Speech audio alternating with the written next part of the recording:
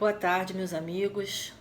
Eu sou a Cláudia Matos, colaboradora do Centro Espírita Irmã Rosa, e estou aqui para desejar a todos nós uma tarde de muito aprendizado e de muita paz. E também para apresentar a vocês a nossa convidada de hoje, Samira Rifan, que é colaboradora e palestrante dos Centros Espíritas GEPAR, em Piratininga, e Eurípides Barçanufo, em Itaipu. Samira irá conversar conosco sobre um capítulo do livro Primícias do Reino, de Amélia Rodrigues, psicografado por Divaldo Franco. Será o capítulo número 8, A Apelante Cananita. Mas antes, vamos fazer a leitura da página inicial, como é habitual, não é? E nossa prece, lembrando que ao término dessa exposição, a Vânia fará a prece final, quando então será feita uma irradiação com magnetização de nossas águas. Assim, aqueles que desejarem já podem colocar perto de si um copo ou uma jarra, para que a espiritualidade maior possa derramar fluidos de paz, de fé e de muita saúde para aqueles que beberem dessa água. Vamos à página então. É a página do livro Caminho, Verdade e Vida, de Chico Xavier, pelo Espírito Emmanuel, o capítulo número 40, Tempo de Confiança. E disse-lhes: onde está a vossa fé? Está no Evangelho de Lucas, capítulo 8, versículo 25. E aí segue o comentário de Emmanuel, que diz: a tempestade estabelecera a perturbação no ânimo dos discípulos mais fortes. Desorientados ante a fúria dos elementos, socorrem-se de Jesus em altos brados. Atende-os o mestre, mas pergunta depois: onde está a vossa fé? O quadro sugere ponderações de vasto alcance. A interrogação de Jesus indica claramente a necessidade de manutenção da confiança, quando tudo parece obscuro e perdido. Em tais circunstâncias, surge a ocasião da fé no tempo que lhe é próprio. Se há ensejo para trabalho e descanso, plantio e colheita, revelar-se-á igualmente a confiança na hora adequada. Ninguém exercitará otimismo quando todas as situações se conjugam para o bem-estar. É difícil demonstrar-se amizade nos momentos felizes. Aguardem os discípulos, naturalmente, oportunidades de luta maior, em que necessitarão aplicar mais extensa e intensivamente os ensinos do Senhor. Sem isso, seria impossível aferir valores. Na atualidade dolorosa, inúmeros companheiros invocam a cooperação direta do Cristo. E o socorro vem sempre, porque é infinita a misericórdia celestial. Mas, vencida a dificuldade, esperem a indagação. Onde está a vossa fé? E outros obstáculos sobrevirão, até que o discípulo aprenda a dominar-se, a educar-se e a vencer serenamente com as lições recebidas. Agora vamos orar.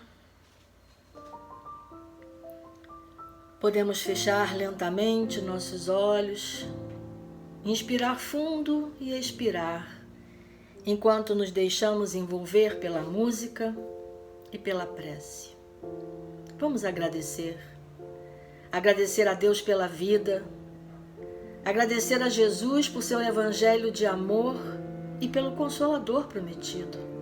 Um verdadeiro bálsamo, um lenitivo para momentos de aflição e incertezas como este que estamos passando.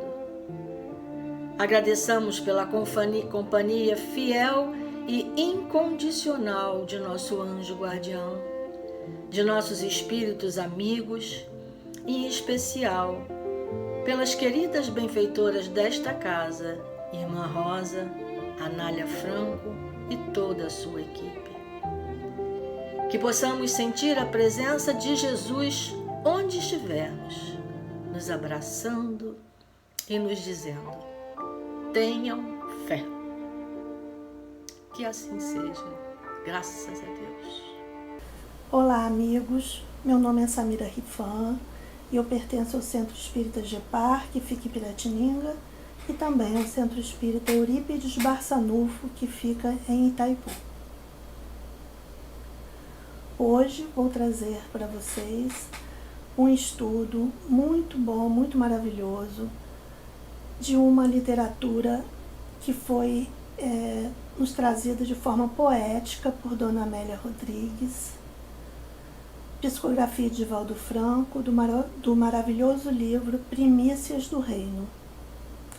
A apelante cananita nos conta um fato verídico que está no Evangelho de Jesus, anotado por Mateus para nós. Mateus estava lá e anotou para nós essa passagem, e Marcos, que não estava lá, mas pesquisou com Pedro e outros para também anotar essa importante passagem do Evangelho de Jesus quando se encontrou com a apelante cananita.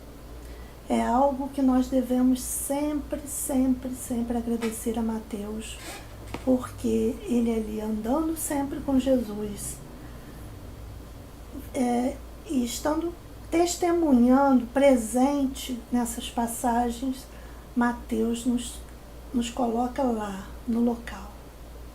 Nesse encontro, duas pessoas encarnadas se encontrando e mudando a concepção do mundo em muitos pontos que nós vamos ver. Não é apenas um encontro e uma cura, não, é mais do que isso. Então nós vamos ver. Que Jesus nos conceda muita tranquilidade. Coube a mulher cananeia, tão longe da Galileia, exemplificar um testemunho que Mateus, de próprio punho, registrou para a humanidade. Exemplo de fé e humildade quando ela, rogando ao Cristo de Deus, dele ouviu que só atendia aos seus. Sem orgulho, ela se comparou ao cão sob a mesa de seu patrão.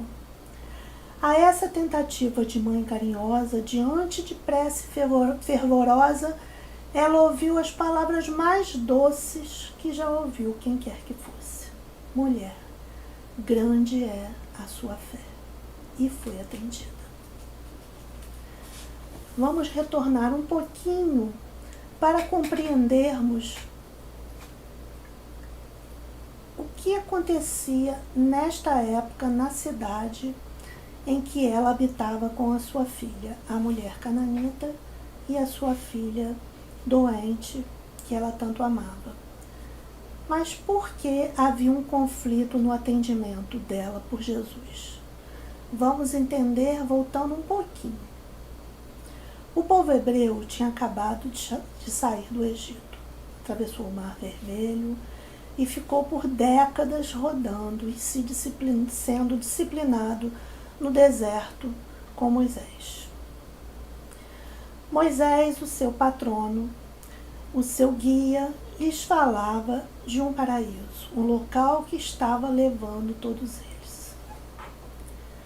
Até que finalmente chegaram aos limites deste local prometido. Local prometido onde se implantaria a sua crença num Deus único. Moisés, então, parou com todo aquele povo na cercania dessa região, mas não entrou. Moisés desencarnou antes e quem entrou foi seu sucessor. Então, a chegada do exílio nos limites dessas terras, estava ali todo o povo de Israel.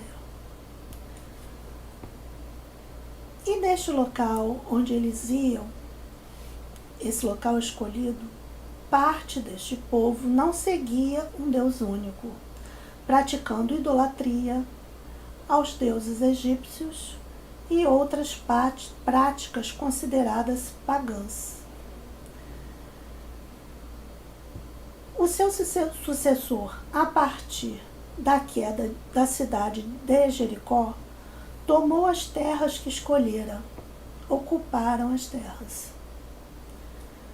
terras também dos cananitas, porque após esta tomada foram divididos em 12 tribos. Esse povo hebreu foi dividido em 12 tribos, espalhadas por essa região, que se transformou a maior parte na região chamada Palestina.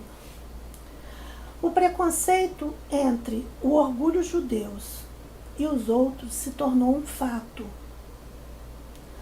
Os cananeus e também os zelotes, às vezes confundidos como um só, cananeus e zelotes, não aceitavam o jugo romano. Eram sempre rebeliões, sempre em rebeldias, sempre em reuniões, para se livrar do tacão rude e sofrido do Império Romano. Jesus tinha entre seus discípulos um zelote, Simão o Zelote, que já havia participado muito antes do seu encontro com Jesus dessas reuniões de revoltas contra o Império Romano. A amostra de que Jesus não tinha preconceito com ninguém foi o seu acolhimento a ele, Simão o Zelote, além de outros dos seus discípulos e acompanhantes, como nós já sabemos. Os cananeus, portanto, se mesclavam com os invasores.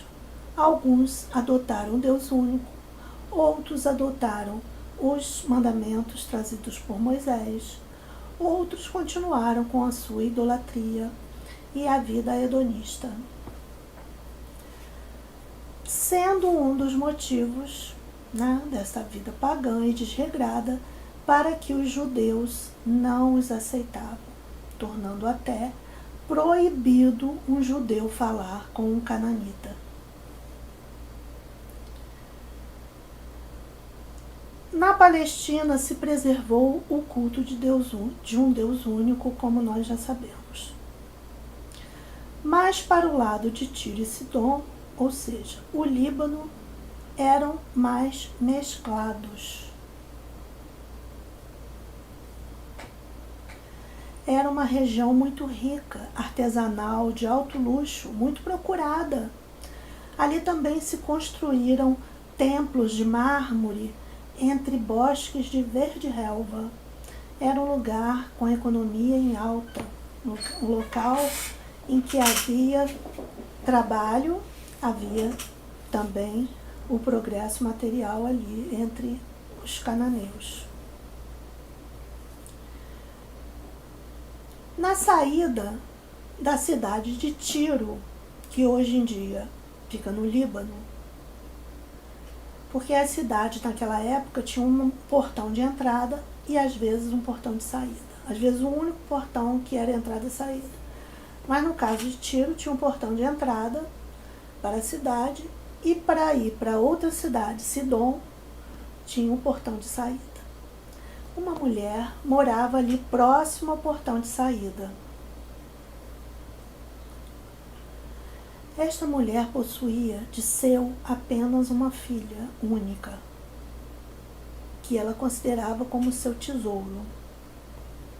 Esta filha era tomada de tempos em tempos por uma legião de espíritos que muito a prejudicavam e espíritos agressivos que agrediam as pessoas, parentes, vizinhos. Isso tornou a vida dessa família muito difícil. E todos foram se afastando. A mulher cananeia, para sair de casa, trancava a filha em seus aposentos para que ela não saísse, porque já estava nestas condições de não poder sair e interagir com as outras pessoas da cidade. Mas essa filha era tudo que lhe restava. A jovem mediunizada, em processo longo, de longo curso, vivia-se e sofria. O espírito nobre desta mãe, forjado por amor à filha e sofrimento do abandono, tornou-se humilde, mas não perdeu a fé. A filha era o seu tesouro, fortuna que lutava por preservar. Tudo perdeu ao longo dos anos: o marido, os filhos, o conforto. Queria melhorar o futuro para sua filha, porque ela ocupava o centro de sua vida. Na verdade, esta mulher não se recordava de haver ido contra a lei de Deus. Ela sabia que era correta. Dentro de si, cada um de nós sabe. Ela também sabia, dentro de si, que nada havia feito para ferir a lei. E naquela noite, ela ouvira falar que o Messias estava chegando. Os caravaneiros, vindos das regiões, que davam as notícias naquela época, eram as mídias sociais, os caravaneiros e os viajores, divulgaram para toda a cidade que o Messias estava chegando. Então ela se preparou para o encontro, que ela sabia, ela tinha fé que teria um encontro com o Messias. Na manhã seguinte, trancou a filha, como de hábito, e saiu para a estrada para aguardar a passagem do Messias. Sabia que os viajantes no sentido de Sidom passariam por ali. Passariam por essa estrada poeirenta e ficou a esperar às portas da cidade. Então, nós temos aí a personagem cananita, aguardando a chegada de Jesus. Agora vamos ver o outro lado, porque Jesus foi ter neste dia, neste local. Jesus escolheu para seu apostolado a Palestina, um local sem importância no planeta, pequeno, sofrido, sob o tacão duro de Roma, explorados, mas era um local onde se cultuava um Deus único. A Palestina do tempo de Jesus era dividida em 5 regiões: a Judéia, Samaria, Galileia, a Decápolis e a Pérea. Por essas 5 regiões Jesus circulou, podemos ver nos evangelhos, nos 4 evangelhos, todas as passagens nessas regiões, principalmente a Judéia, onde ele foi crucificado e também onde ele nasceu. Samaria, onde ele nos falou que Deus é espírito e em espírito deve ser adorado. Na Galileia, que ele amava, na casa de Pedro e todas as curas, a chamada dos seus discípulos, 11 deles vieram da Galileia. Quando ele foi na Decápolis e foi expulso, na cidade de Gadara, na Pérea, onde foi batizado por João Batista. Então a região da Palestina nós conhecemos bem. Nós sabemos muitos passos de Jesus ali, porque nós lemos e relemos. E isso nos alimenta o coração, ver Jesus na Palestina. Mas, após ser inquirido em Jerusalém, de forma jamais agressiva, não estava em um momento bom.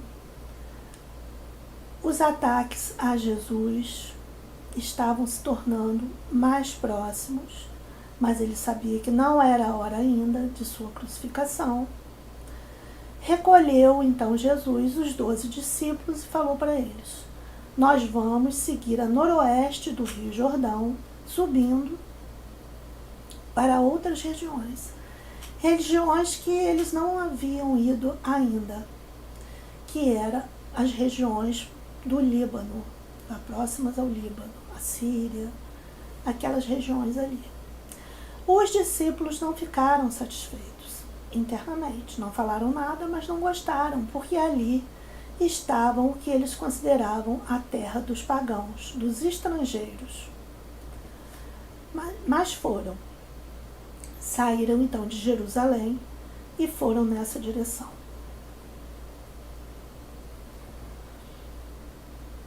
Atravessaram essas fronteiras e os caravaneiros já haviam avisado, então Jesus pôde, no caminho, fazer muitas curas, muitas orientações, exemplificar bastante.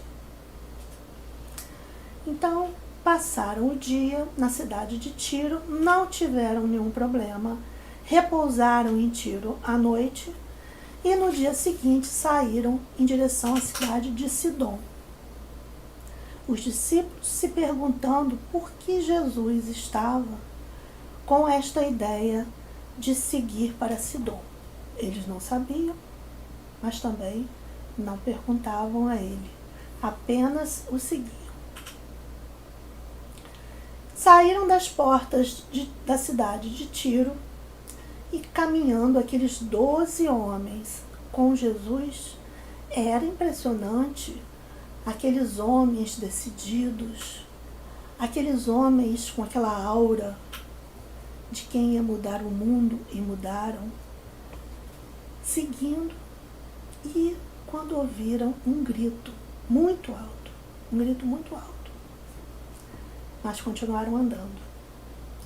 Ouviram de novo: Senhor, tem piedade de mim e salva minha filha possuída por espíritos demoníacos. Eles continuaram andando e ela atrás deles gritando. E foi gritando e não parava. E começou a incomodar. Não começou a incentivar compaixão nos discípulos, mas começou a incomodar os discípulos. E Jesus seguindo ali, porque ele sempre tinha um motivo muito importante para fazer o que fazia. Ele estava aguardando os discípulos. Até que eles pararam, 2 ou 3, e falaram: Mestre, atende essa mulher e despede-a para que ela pare de gritar atrás de nós, porque assim não é possível continuarmos nossa caminhada com ela gritando. Então eles botaram verbalmente o motivo de parar de atender a mulher. Era para despachá-la. Jesus parou e disse para ela: Eu fui enviado às ovelhas de Israel, as ovelhas perdidas de Israel, não a você. Ela suplicou: Senhor, me socorre. Jesus a olhou demoradamente. Vamos pensar, imaginem, Jesus parado, nos olhando demoradamente dentro dos olhos. Foi o que aconteceu com ela. Ela sustentou o seu olhar. E Jesus parado, demoradamente olhando para ela. E em volta de Jesus, todos os discípulos também parados em silêncio, aguardando.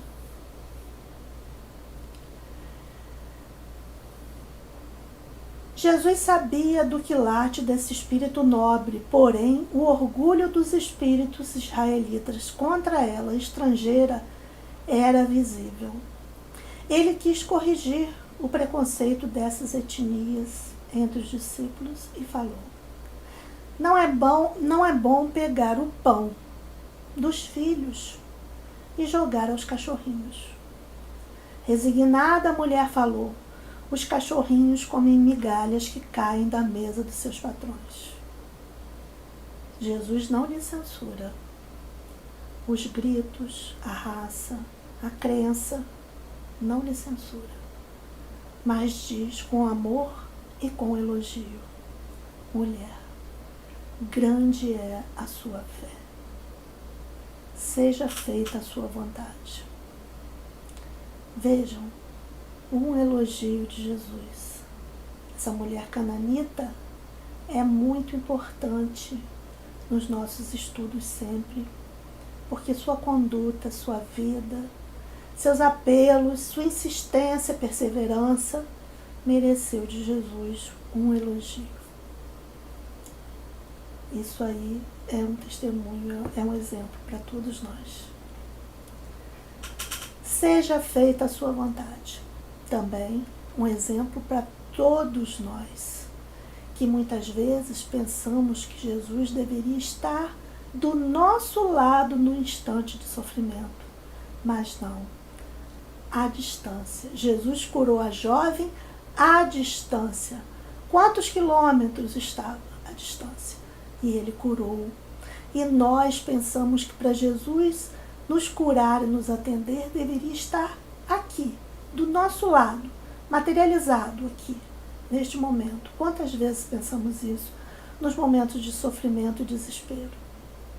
Mas Jesus aqui, mais uma vez, prova que não precisa estar lado a lado. Não precisa. De longe ele curou. À distância. E isso foi um exemplo para todos nós, para os povos, para todos os médiuns, todas as orações à distância, para todas as gerações futuras. Esse feito de Jesus. Curou a filha à distância perante a multidão que se formou. A mulher, chegando em casa, feliz, encontrou a filha curada e com saúde. Semelhante ao servo do centurião, que Jesus também curou à distância, esta mulher chegou em casa e viu sua felicidade redobrada de vida. Estava ali sua filha com saúde, ela recuperou o tino. A sua filha amada estava lá. E essa semente de esperança se transformou em lâmpada radiante que iluminou esta mulher e esta família por toda a sua vida. E nos dias de hoje, mulheres com filhas, às vezes, em questões não tão sérias, e clamam, temos certeza que do mundo espiritual, esta mulher cananita está de lá, a vibrar por todas as mulheres que clamam por suas amadas filhas e todos que pedem, incentivando a esperança e a perseverança que ela nunca perdeu. Jesus alegrou a essas duas mulheres e a todos nós cada vez que nós lemos essa passagem. A mulher cananita é um exemplo para todas nós mulheres que lutamos, que perseveramos, que insistimos muitas vezes por nossas famílias, por nossos filhos, quando todos abandonam, quando temos problemas de saúde que todos abandonam. Tantas mulheres que cuidam de filhos deficientes, que muitos abandonam, às vezes é o próprio marido, o pai da criança, abandona. Mas essa mulher é um exemplo das mulheres que não abandonam. Ela persevera até o fim. E elas todas recebem, nesse momento, um elogio de Jesus. Todas as mulheres que perseveram cuidando de sua família e dos mais fracos, dos que precisam. Muitos seguem seu caminho e vão embora. Muitas mulheres, como a cananita, não ficam, perseveram, insistem e lutam. E isso é uma grande felicidade para nós, estar marcado em vários livros complementares e nos dois evangelhos de Mateus e de Marcos, para nós lermos e relermos várias vezes essas passagens. Dona Amélia Rodrigues nos escreve de forma tão poética, tão bom de ler os detalhes, as emoções, os pensamentos e sentimentos desta mulher e de Jesus passando por ela. Esse encontro foi um encontro marcante. E é muita felicidade poder falar sobre esse encontro. Queria pedir a todos que colocassem um copo d'água e aguardassem alguns momentos o início da prece que vai iniciar a qualquer momento. Muito obrigado a todos, muita paz, que Jesus nos abençoe.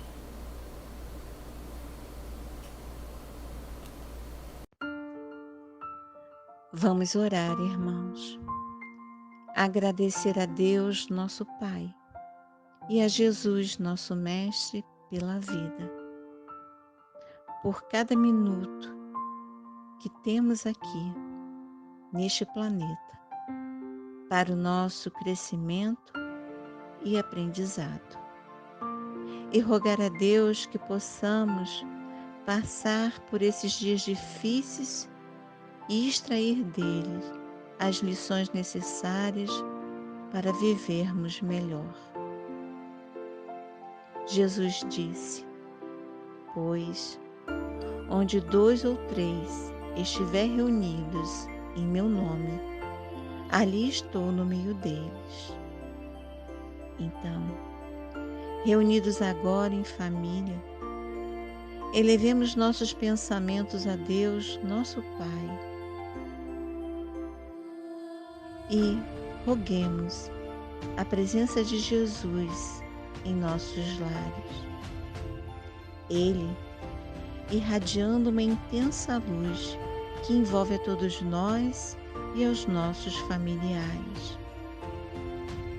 Sentimos nesse momento uma onda de paz a nos envolver. Somos tomados de mais fé, mais esperança, mais otimismo. A luz de Jesus é tão forte que cada cômodo da nossa casa fica iluminado. Onde o Mestre está, há amor, o perdão, o companheirismo, o entendimento, a paz. A luz é tão intensa que expande para outras casas, iluminando outros lares, outras famílias, envolvendo a todos com o imenso amor de Jesus. E assim, rogamos ao Pai para que Jesus permaneça em cada lar desse planeta. E tocados todos pelo amor de Jesus, possamos descobrir a grande importância que é viver em família. Ajuda-nos, Pai. Te rogamos, Senhor, também a fluidificação das nossas águas, que nelas a espiritualidade amiga deposite os bálsamos para o alívio dos nossos males.